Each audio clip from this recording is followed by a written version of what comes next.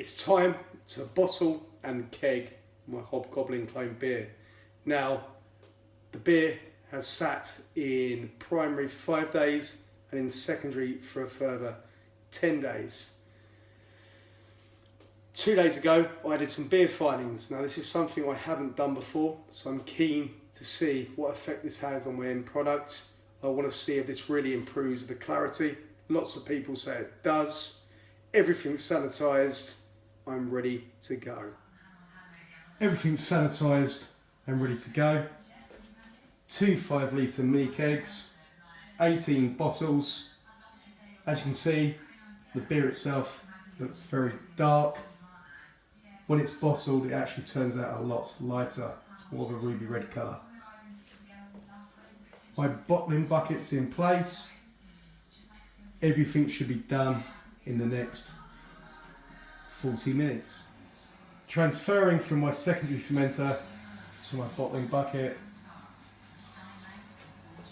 You can see a difference in colour now as I'm transferring.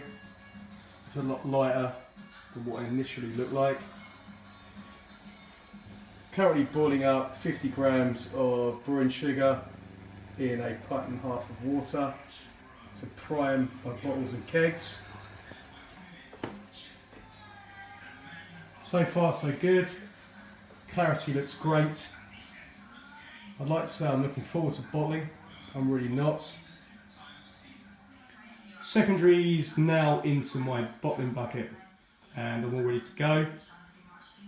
I added 50 grams of sugar, brewing sugar, to my bottling bucket in a pint and a half of water. Now I want to take some time to talk about something I'm trying for the first time, which is using these 5-litre mini kegs. Now obviously when I purchased them they were full. I did leave them with the dregs of the original Hobgoblin brew inside, so I've sanitised these over and over again. Now the bungs that originally fitted to these kegs took some work to get out, and I pretty much destroyed them in the process. From what I've seen previously, the Hobgoblin bungs can't be reused, so I purchased some new bungs from a website. They're relatively inexpensive, I think they're around 70p, so hopefully they're going to do the job, hence the fact that I've gone slightly lower on the priming sugar. Just about ready to bottle now and add the contents to my kegs. See you shortly. 2 5-litre kegs down and 5 beers bottled. I'm using the swing tops today just to make life easier. So I hate the bottling process, but so far so good.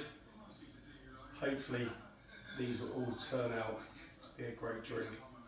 Finally finished, and I now have 2 5-litre mini kegs completely filled and 20 bottles.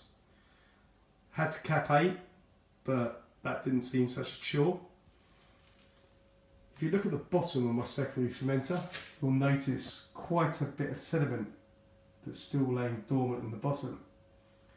For me, this is another advantage of using a bottling bucket, as you get to remove all of that from your beer.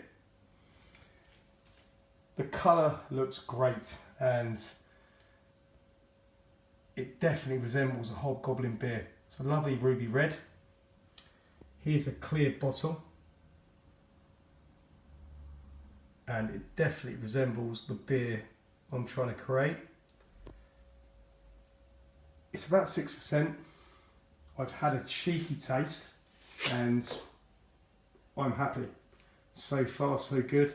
Let's see how this beer matures over the next month, and I'll update you for the taste test.